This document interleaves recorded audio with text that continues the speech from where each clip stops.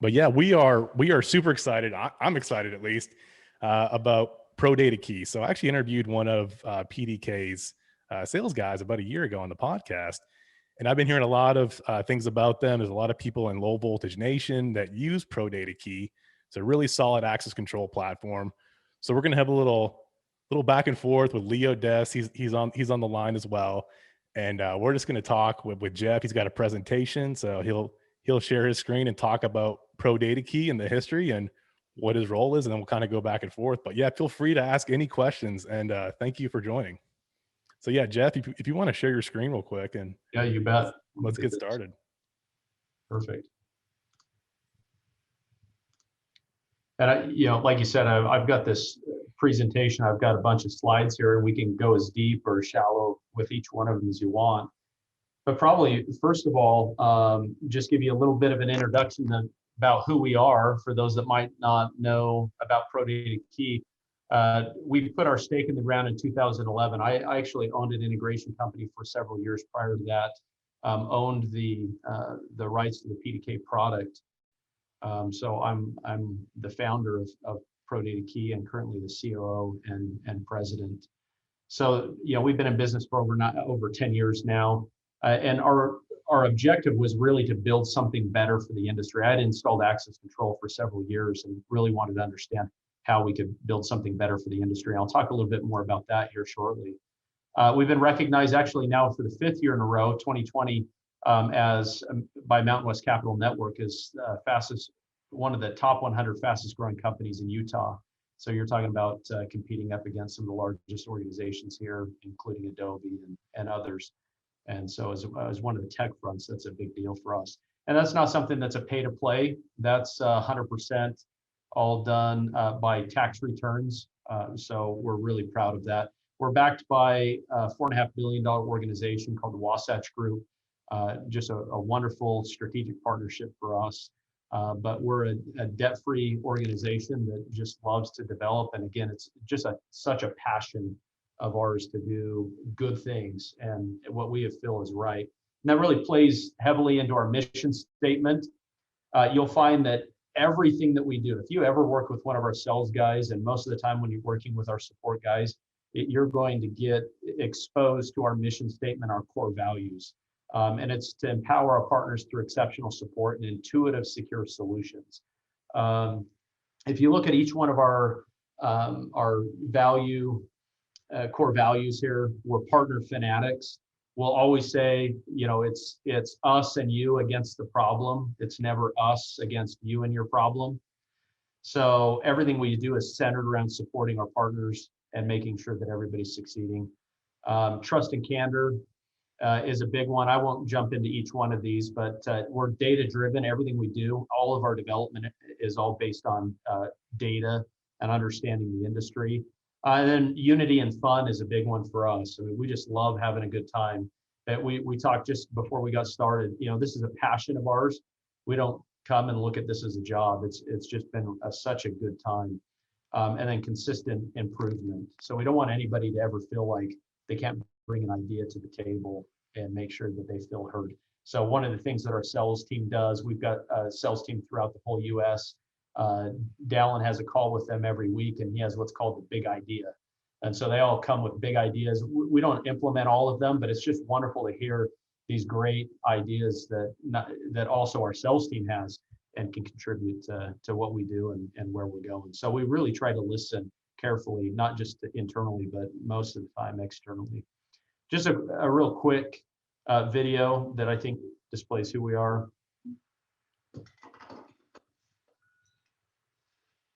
Cloud-based breakfast doesn't work, but cloud-based access control does. PDK.io makes access control management simple. You'll wish everything was cloud-based. So just in closing about who we are, our competitive advantage is really to make things easier for those that are using them. You'll find that our technology is built from scratch. So we didn't take an on-prem solution and move it to the cloud. We utilize all the latest innovation and technology that's out there in the coding and hardware infrastructure side. And then we provide some of the best flexibility in the industry with network, PoE, wireless controllers. And again, the objective at the end of the day is we just saw this huge dichotomy, the separation between what I was doing at my house from an automation perspective. And then I come to my work environment. Now all of a sudden my work environment is more expensive, more difficult to control.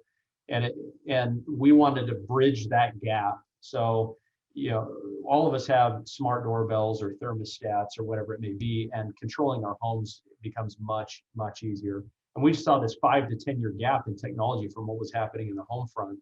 Then I get to my office space and all of a sudden everything is dumbed down. So smart home, dumb office, which again, trying to merge the two there. And we feel like we've done a wonderful job with PDK.io. So that's a little bit about who we are. Lee or Blake, you guys want to jump into anything specifically here? No, I appreciate that. Yeah, thanks for the quick overview on that end. I guess some other questions that I know that have been out there. If you could talk a little bit about the roadmap a bit, sort of like where you see, there's some of the traditional access control, if you would, but then as you look at, like you have here, you have mobile. So like, where are you going with that? And seeing that we're talking like a dealer a community, so talking about sort of the relationship with the dealer community that you currently have, how you see that going, not only from today, but like, how do you see that continuing to evolve as the marketplace evolves? So can you speak to both of those, I guess, one being the product and two being your relationship with the dealer community? Well, I'll talk about the dealer first, because that's a huge passion for us. Again, it's about this partnership.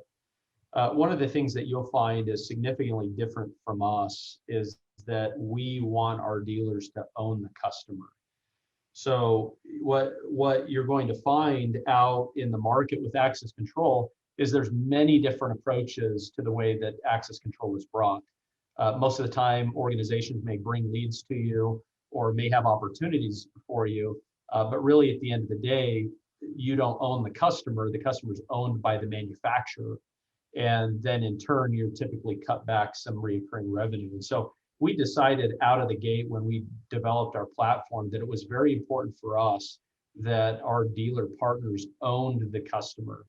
And so though they utilize the PDK platform, we don't essentially have any of those specific rights to the customer unless the company goes out of business. But when you sell it, if you were to sell your organization, now your organization has all of that recurring revenue value. And that's something that's misunderstood in the industry, because if the manufacturer owns the customer, then what happens is you lose a significant amount of that recurring revenue value, because that revenue could be pulled at any time. And so we see a huge difference there. So we're very partner centric, and what you're going to see is even more of that partner centricity as we move into the future. And you're going to find that as you utilize PDK.io, as you see in this slide, that it is 100% mobile control at every level.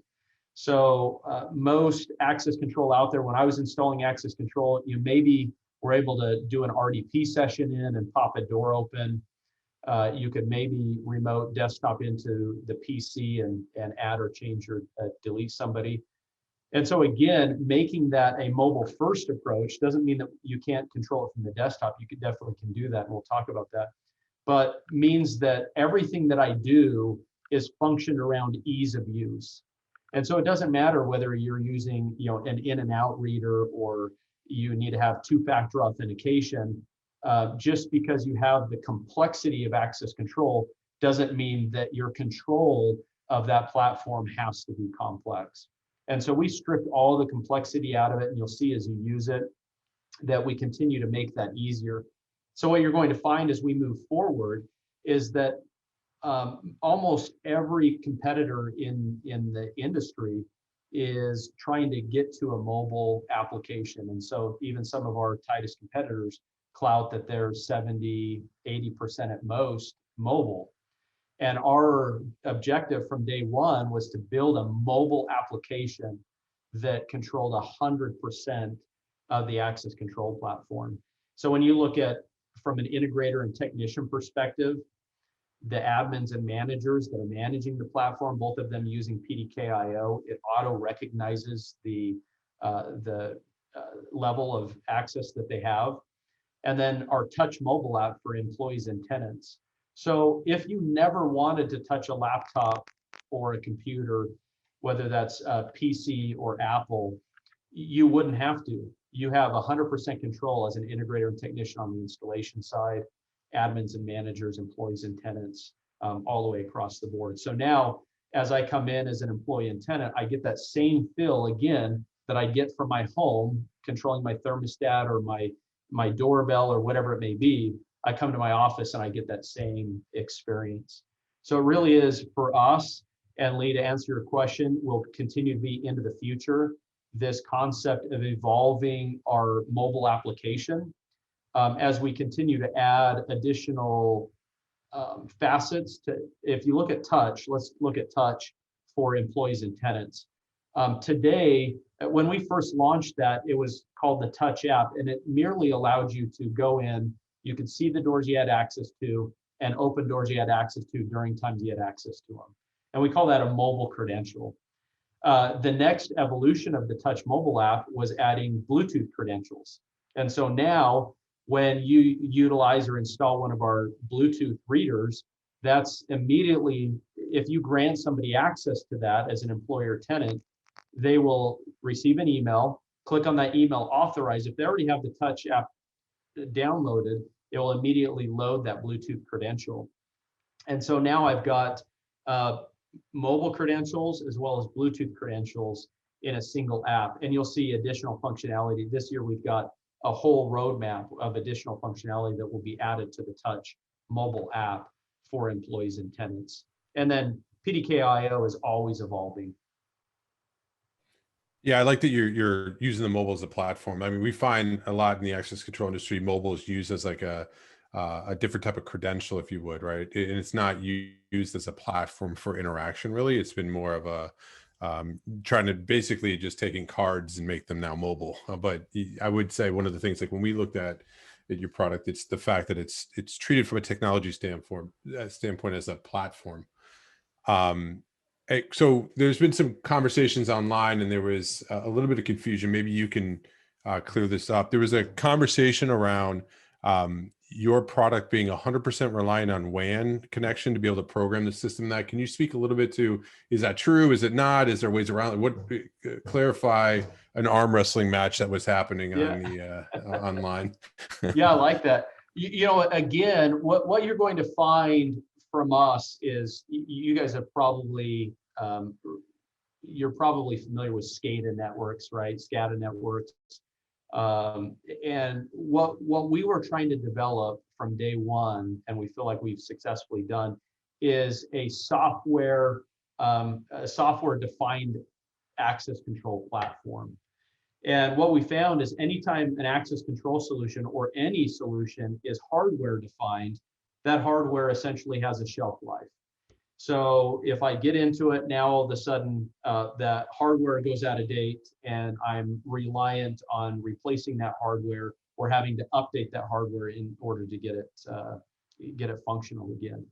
And so with that, what we've developed is essentially a SCADA type network, very similar to your cell phone, right? Your cell phone is updating all the time and is always on the latest and greatest.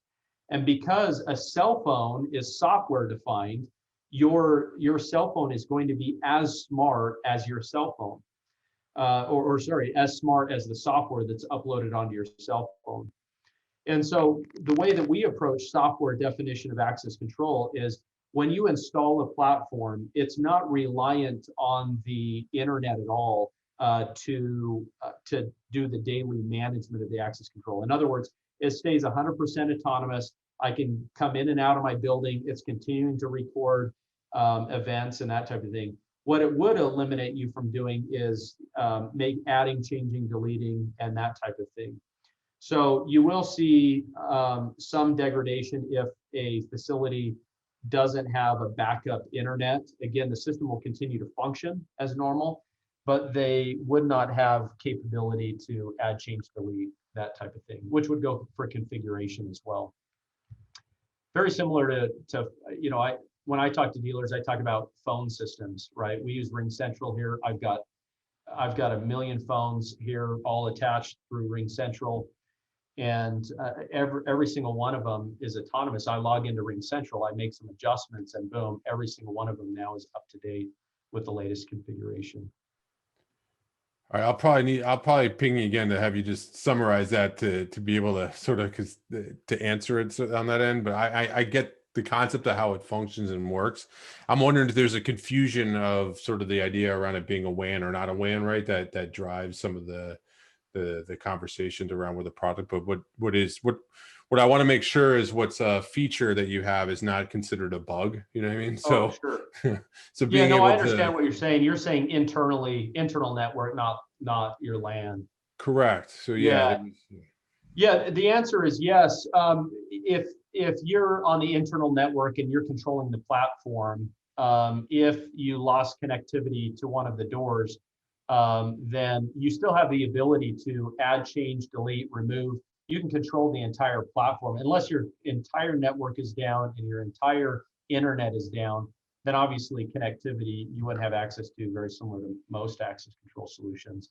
But what we have is we've got a real-time communication to every single controller that's on the network. So if you're utilizing our wireless infrastructure doesn't utilize the WAN at all, and is obviously extremely robust in nature there. If you're using the LAN, yes, if you lost connectivity to a specific controller, that controller would go into what's called emergency mode and still allow access with designated cards to get into a specific door. But the system as a whole and my ability to connect to the head end unit, if it had network connectivity, I would still have connectivity to the platform and still be able to add, change, delete, remove, all that type of thing. Again, very similar to my phone here, and I don't have a long enough cord, but if I showed you my Polycom phone, it's the same thing. You disconnect it, right? There's very little use for it. PDK has a backup to that where we call it emergency mode, and it still has functionality, but it is degraded functionality slightly on the platform. But as far as the phone, obviously, I would still be able to go in, add, change, delete, configure the entire platform from there. So if you have one that's down, it can also send you a notification. So immediately I can get a notification that a controller is down or not communicating, whether it's on LAN or wireless or whatever it may be, and then you can address that very quickly. You get with that within milliseconds of a controller having a functionality issue. Cool. Thank you for that. I appreciate Yeah, you that. bet. It's great clarity. And we'll make sure that people hear that. So the other question we had was, what is your roadmap when it comes to OSDP? Well, OSDP, something I'm going to show you guys here, and we haven't shown to the industry yet. So this is a Low Voltage Nation exclusive, if you will, right? I'm surprised Blake Blake doesn't have music that plays. I didn't give him a heads up. Yeah, next time. So I apologize.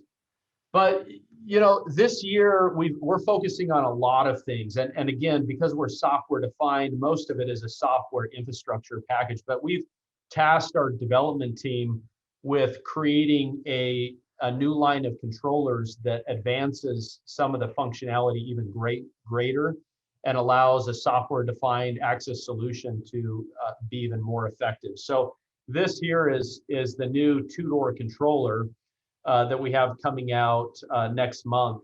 And you'll see I also have, this is just a 3D printed version of a 4-door controller that we have coming out as well. So if you look at those two controllers, you'll see that they look fairly similar to the original single-door controller. But what you'll see is with the single-door controller, right, I used to have to put a LAN module on here, or a WAN module on here, or a wireless module. And it was nice because as an integrator, I could go out and I could change a wireless controller to Ethernet, or change an Ethernet controller to wireless very quickly in the field. Jeff, I don't want to cut you off. Do you mind undo the presentation then so you can show the devices? You can see it a lot better. Oh yeah, thank you. Great idea. All right, is that better? So I'll show them again. So this is the new 2-door controller. Again, two full ports with power. Very similar to the single-door controller. It's got integrated power, and I'll talk a little bit more about that in a minute. The new 4-door controller, I do have a version that's built on the other side, but this is the 3D printed model of it. So the new 2-door controller will be coming out in the next month and a half. The 4-door controller will follow that. And then we've got a really nice IO module that'll be coming out. We've been asked for a couple of years. So that's coming out with this whole new lineup of controllers. But what you'll like is you'll notice on our original single-door controller that looks very similar, we do all of the battery charging right off the controller itself. So we're very interested in what the power configuration of the controller is, how it's being powered, what amount of draw is taking place. Is it 12 or 24 volt? Have any of my wires been crossed? You know, do I have any shorts? You're also going to find that that we've added a module that's actually soldered onto the board itself. You'll find that with the new single door controller coming out, the new DIO, and the new quad, what we call 4-door controller, quad IO. You'll see that those have a soldered on module. We've essentially went from utilizing Lantronix module, which is very expensive to license and is really overkill for what we're doing, and we've built our own module. What that's allowed us to do is, for those that are familiar with PDK's access control or any access control, is that in the past you used to have to configure your IP addresses on each of the door controllers. Well, very similar to where video surveillance went from having to configure your own IP addresses. Now they were all self-discovered cameras. With PDK, our new LAN module allows you to connect directly to the network. As soon as you do that, PDK-IO auto recognizes that controller as a PDK controller, and there's no need to configure an IP address. So even if the IP address changes 100 times, within a day, our system will continue to communicate with that device. So it eliminates the IP address. We've also built additional memory onto the boards. So that leads to further answer your question before, where you may have went into emergency mode. The new set of door controllers, once fully released, won't have to go into an emergency mode. They could technically function 100% autonomous, even from the head end unit, which is pretty unique. Like I noted before, is we do all the battery charging on the controller. So we're monitoring input, output, amperage, the battery, the load, and we show that now in PDK-IO. And if we've got time, I'll show you what that looks like. So you can see what your battery level is. Do you have appropriate power coming into it? Your power that's being drawn, is it too much power? Is it sufficient for the needs there? So we monitor 100% of the power. And also the new board not only has the module built onto it, but because we've been able to cost down the Ethernet module from the Lantronix to our own module, we've been able to decrease the cost significantly enough that we can keep the modularity on here as well. So now you're buying this board for less per door, but we've increased functionality with the things I've talked about. But also, if I want to make this board wireless, I don't have to take my LAN module off. I can just merely put a wireless module onto it. And now I've got a full wireless controller. So now you don't have to swap modules out. It always comes with the network module, and then you can add a wireless as an add-on kit. Makes it very easy, makes it more cost-effective because you don't have that on every board. Another module that we sell, we've got 2 modules coming out. One is wireless, and the second one is a PoE module. And you'll see these additional pins here and here. So if I want to PoE enable this board, I don't need to buy a PoE board. On the SIO, DIO, and Quad IO, I'll buy what's called a PoE kit. It's just a small board, snaps onto this, and immediately our network module becomes fully PoE plus enabled, providing you at least an amp per port for the hardware that you'll be controlling. So it's without question, the new single door controller, 2-door controller, and 4-door controller, as well as the new IO controller, will be some of the most significant controllers in the industry. And again, pick up where our existing controllers left off.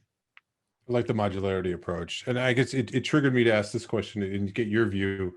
So there seems to be two camps that are happening now on the access control side. There's the Mercury camp, and then there's the everybody else. And you know, our industry seems to like to do, you know, one's open, one's closed. And we all know that that's left by definition of what open means. But intellectually understand what people mean when they say that. I mean, what's your view on call it wall gardened, proprietary, open only if you work with me, whatever we want to define it. What do you, what's your company's sort of your personal take, if you give that, and your company's take of like, you know, like at some point, could we imagine we'll see you all supporting Mercury or not, or like how do you see it? Well, I hope everybody doesn't leave when I say this, but I'm a huge Apple fan.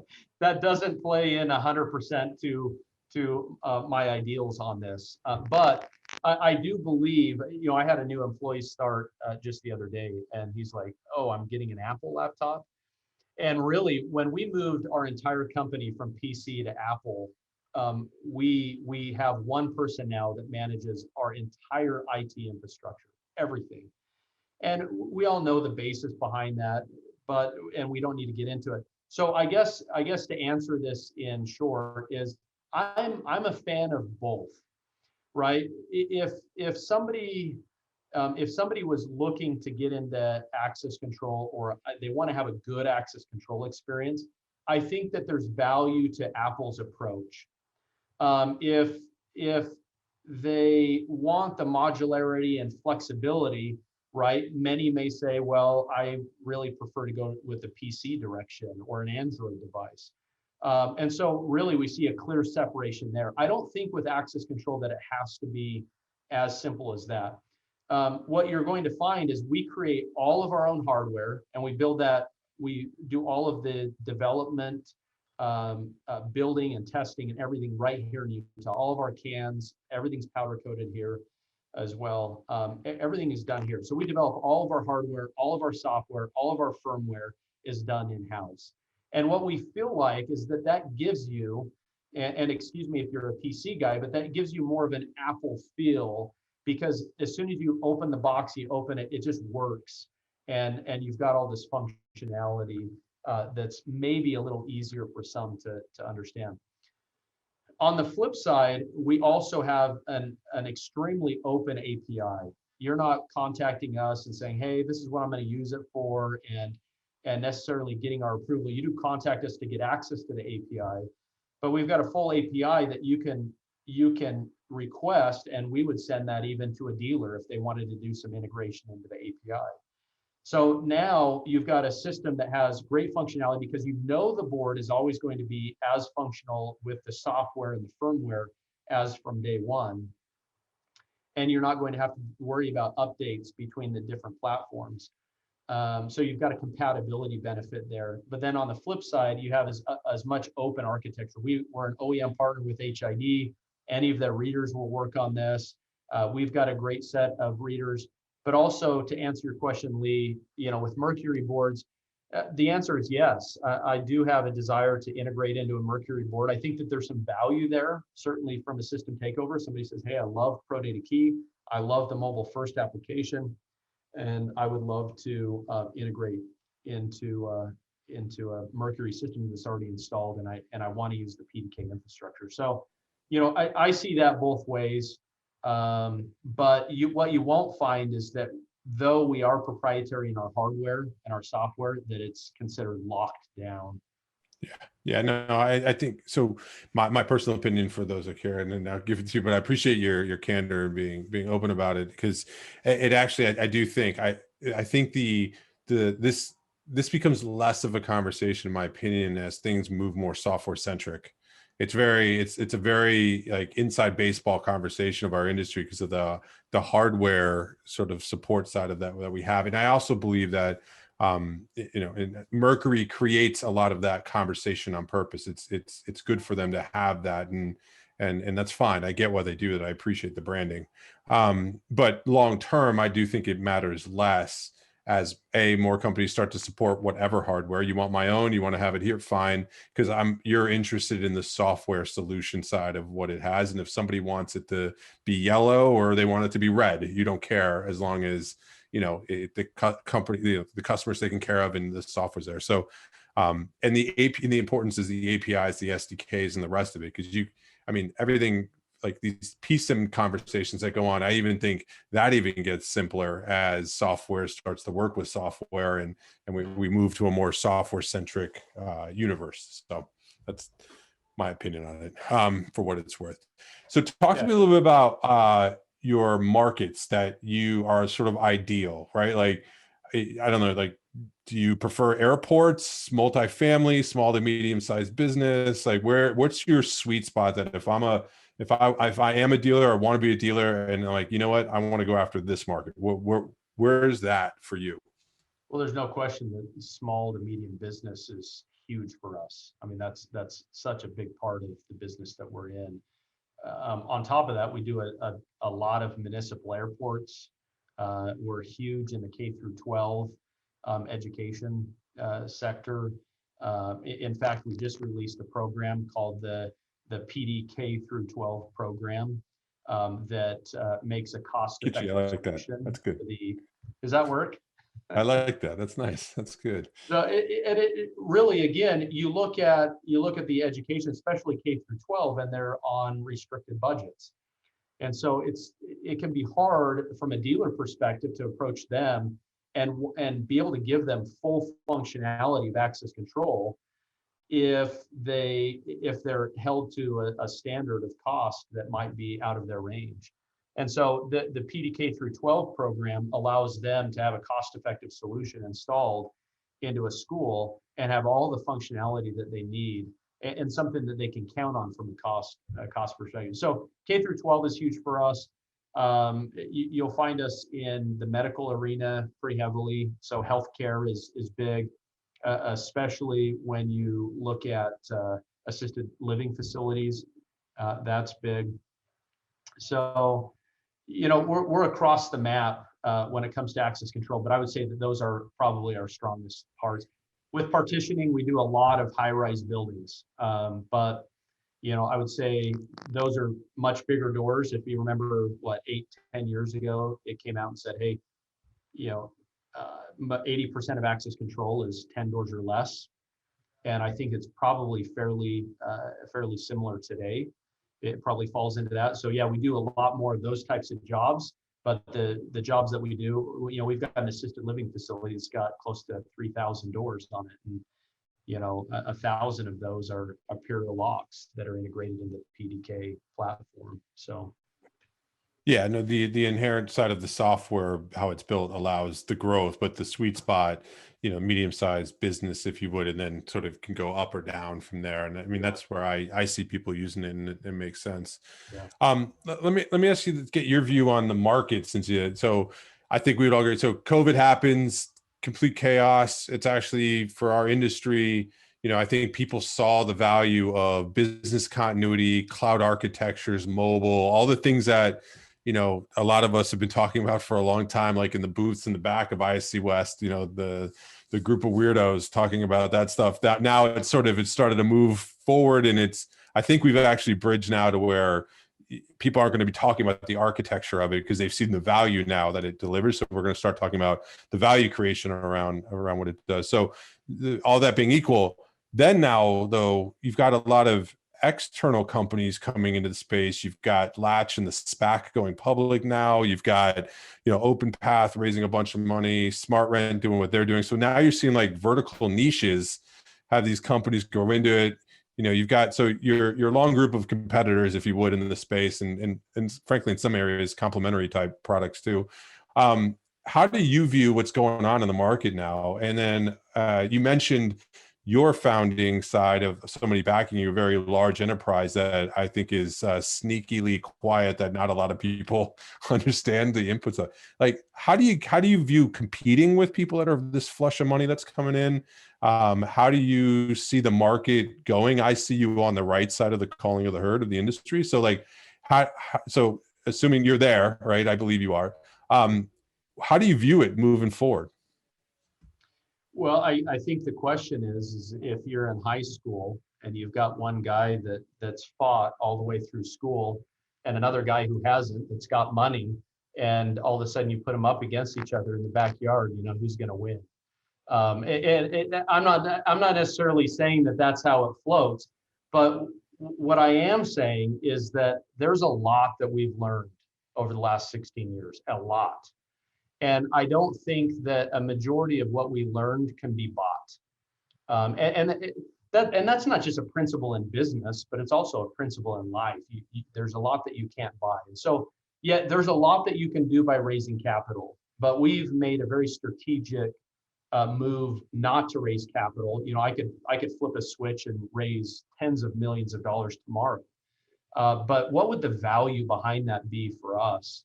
And our core values really drive us to, again, do what's right for the dealer.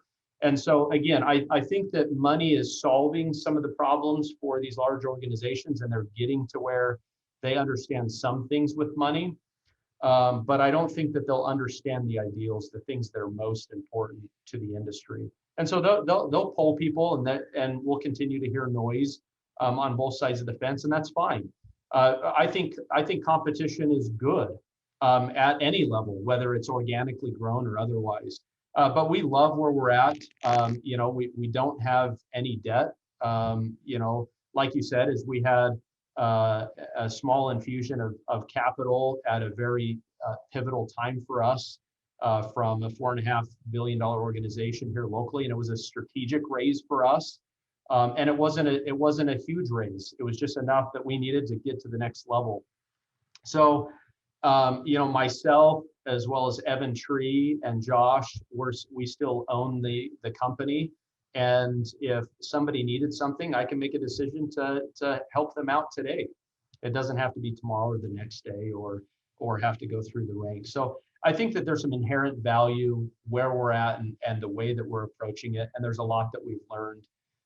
And though I totally respect all these other organizations and welcome all of the competition that's in the industry, I think there's a lot that can't be learned that's not learned through heartache. Somebody told me the best things in life come through sweat. If you're not sweating, then you haven't learned. And I'll tell you what, the fastest way not to sweat is to pay somebody else to do it. So I've installed hundreds of doors myself, if not thousands. And I have a huge amount of respect for the dealers that are out there, have a huge amount of respect for what we're doing and what we're trying to accomplish. And I hope that proves to be right. No, fair answer. I appreciate you answering that. So talk to me a little bit about, so if we talk about converging technology, so shifting gears back to product, what's your view on, like I noticed the product, you have some that are getting tightly, bound with video.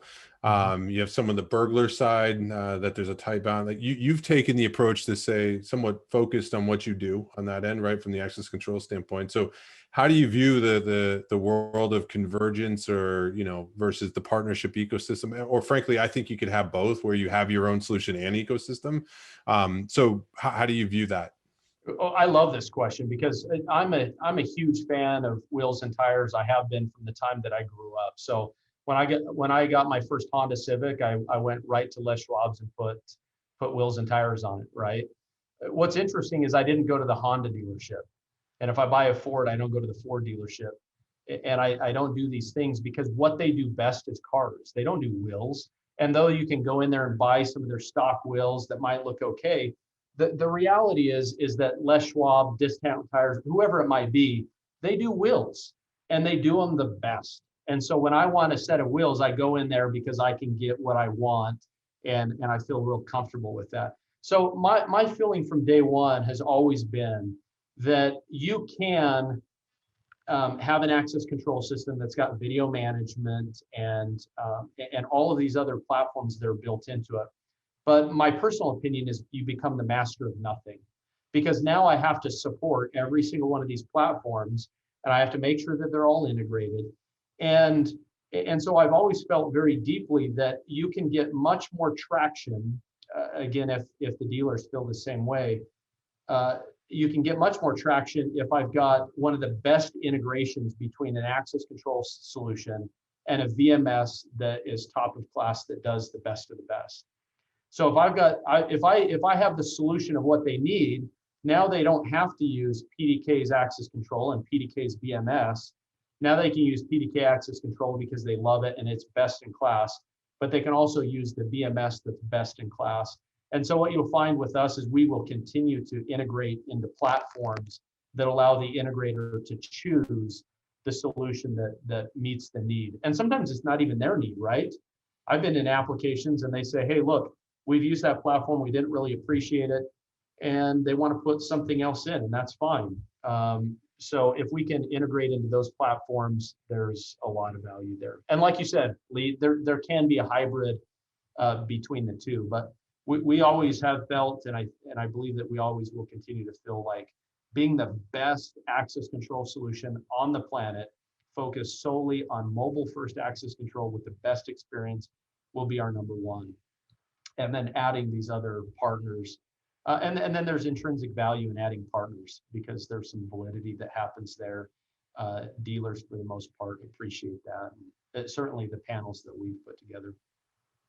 Good. Thank you. I appreciate you answering that too. So another one for you. So if you believe that there's a thesis that our industry has been really focused on new construction heavily. If you look at the way the products are built and the marketing and even the way that our industries are when they talk about total addressable market, it's primarily based off of the new construction metrics and things like that. And then if you look at, like I said, product development and that, it's now though, if you believe that new construction is going to slow down with the current market of how it is, we've got this sort of weirdness with hybrid returning to work and this sort of journey you're going to see existing, which there's a lot of existing in the marketplace that already exists that has to come up to standards, if you would, to build trust when people come through. So whether that's introduction of new technologies, touchless technologies, whatever it might be.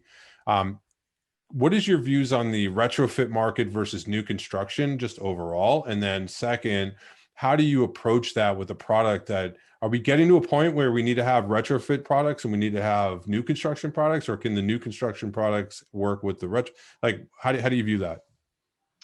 Well, you'll find with the PDK hardware that we are very friendly to retrofits.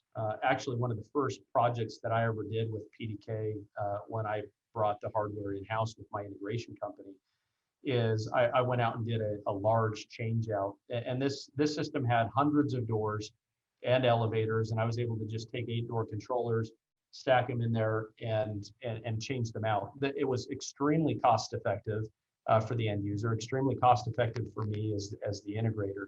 And so we play very well, regardless of needing to be network, PoE, or wireless.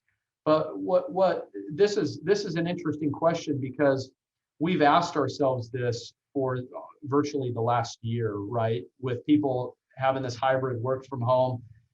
As soon as this happened, we thought, okay, a month or two, which I think everybody else felt, we're going to be back to normal, everything will be fine. And then all of a sudden it's, hey, we're going to extend the stay-at-home order, and then it continues to extend. And then all of a sudden here we are, months later, where we're still working at home or in some sort of hybrid. And we thought, man, what's going to happen? Well, last year we had some pretty lofty goals, and I can tell you, in accordance with our goal, we were about 137% of goal. That's huge. We actually, there's not many companies that you find that are still growing by very strong double-digit growth, being into it, 15 years. So that's a big deal. So when COVID first hit, we thought, well, man, it's going to be a couple of months and then we're just going to see a huge dive. And what we found is those companies that went to a stay-at-home order, and almost immediately they started to install access control at their facilities because nobody's there. So now it's a very unintrusive install. The security companies were, kind of sheltered from that stay-at-home order in many ways. And so we saw a lot of access control. On the flip side, we saw a lot of projects being put on hold, 30 to 60 days down the road as people really started to see the effects of this. And so we saw it on both sides, but ultimately it was a net positive for us of over 37% on top of where we're at before. So that was interesting to see. And then this year, again, we thought, well, there's going to be a lot of stay at home. But what we found internally is we found this culture shift.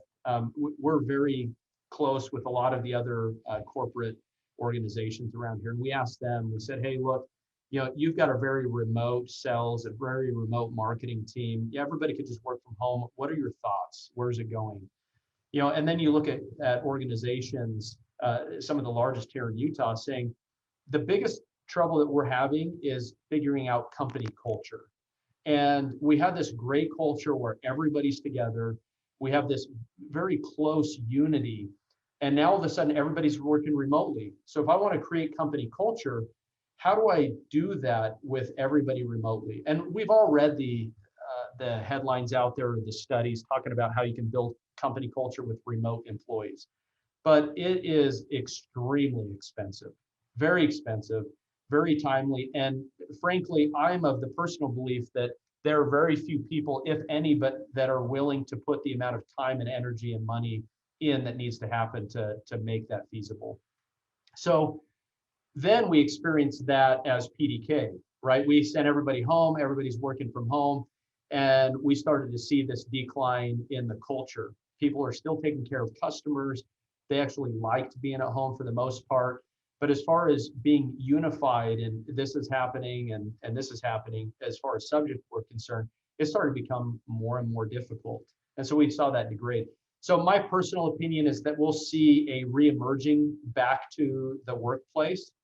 I think that will continue to play into new builds and new construction build outs.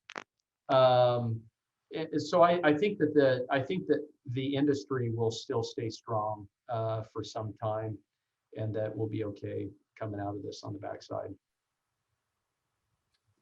Fair. I appreciate that.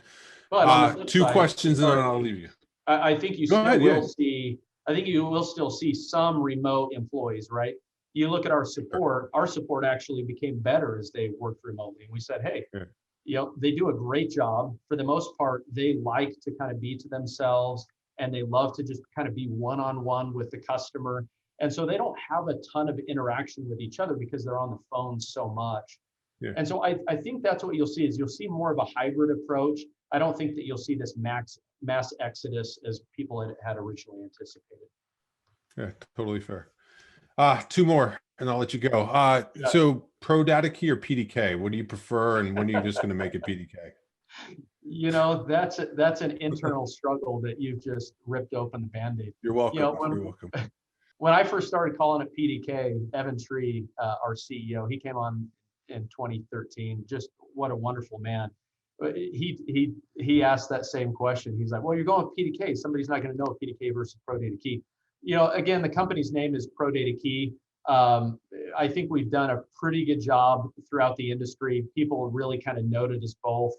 So when somebody who cares as long as they call you, right? As long as they call. Hey, if they call us, that's totally fine. You bet. Yeah. So yeah, PDK for the most part, but we do get ProdataKey. No problem. So let me ask the last question. So what if somebody in or out of the industry that's inspired you, or if whoever's listening on this, is there like something that they can go read or go do? What do you recommend? Like you're running a large organization, growing like crazy. I know you've got nothing but time on your hands. But where do you drive inspiration? What is there something that is inspiring? Are you reading something that's inspiring you? Like, just give an overall sort of feel good. Well, can I use Matthew McConaughey's me 10 years from now? Something I can never achieve, right? Yeah. Hey, whatever drives you. I mean, I'm not this judge free. The biggest one, and this is maybe more sentimental for me, but it's my dad. When I grew up, he was just a hard worker, and there were some sacrifices on the backside of that, and I just always appreciated his work ethic. He was probably one of the most honest people that I knew. And at the end of the day, he always lived up to what he promised. And so that doesn't just go into our company culture and our values, but it really is at the heart of what I personally do. I look at my father and just appreciate that and recognize every day that a lot of the excitement for what I'm doing and drive comes because of what he did and how I grew up and his honesty. So when I look at working with a partner, I would love for them to meet my dad, but because they can't, hopefully when they meet me, they can see my dad and see that drive and that appreciation for good things. I love good things. If you're a good person, I look up to you, but certainly I always look up to my dad. Yeah, that's awesome. I think that we can end that on that positive note. Thank you for sharing that. That's very like caring. Like it's just that's thank you. I don't know any other words to say. Thank you for doing that. I think it's good to see that side as well. But thank you. I really appreciate, you've always been down for whenever we've done these things, you're game to get on and talk. Hopefully everyone could see us. And, this is a culture that you've built through the organization of being very open and, there's an eagerness to want to help and do. I've enjoyed watching the company over I don't know how many years it's been now, but we've been in and out for, many years, seeing the sort of the growth that you've had. And your sort of stick with itness, if you would, over the year. And I've enjoyed getting to know your team. And hopefully for those of you that haven't met Jeff and team, hopefully this is a good sort of exposure to what you could expect from the company. And if you have, it's probably just reinforces what you already knew. So I appreciate you trusting me and doing this and letting me do this, Blake. I appreciate the opportunity to take over here for a little bit, to have the conversation with Jeff. And thank you for being open and answering the questions that, I didn't prepare to give you beforehand and just sort of threw on you. And you rolled with it. So thank you. You bet. There was one question about OSDP, and the answer is yes. All new controllers coming out have OSDP on them. So yeah, thank you, Lee. Thanks, Blake. Appreciate you guys. Yeah, thank you, Jeff. Where can we find like your marketing stuff? Is it LinkedIn? Is it Instagram, Facebook? Where are you most active, if not all of them? And excuse the fire alarm; it's been going off. That's the all entire right. time. It's awesome. I'm going to put myself back on mute. Yeah, you can go to ProdataKey.com. We're very personable, so I would say call in, and depending on what you're looking for or what you need, you can find anything on our website, but you might be a few clicks into it. If you call us, we'll send it right over to you. So either way, you can go to the website, go on there. But we are pretty active on social media. We just hired another guy on our marketing. We've got one of the best marketing teams. And so you'll see even an increase in social media, talking about new features, new products, as well as email and LinkedIn. So yeah, we'll continue to be even more active on those platforms. And Dallin, if you ever need anything on LinkedIn, just hit up Dallin. Yes. I see he's on there. He responds quickly. So He will. Yeah. Pretty much anywhere. Dallin has some sort of connection to everything. And if he sees it out there, he's going to give it to you. That's because I think he's 3 people. Somehow, physically. And who is this guy? Down Labrum. He's what's his title with the company? He's our director of sales. Yeah. Yeah, 6'9" and every bit of it. Yeah. He's a great guy. Well, cool. Well, thank you, Blake. Thanks for putting this on. Hopefully, and I want to thank, there's been the attendees have been on listening and doing. So thank you for sticking with us through it. And I look forward to an opportunity to do this again, and check out ProdataKey. You bet. Thanks, guys. Yep. Thank you. Thanks, everybody. Y'all take care.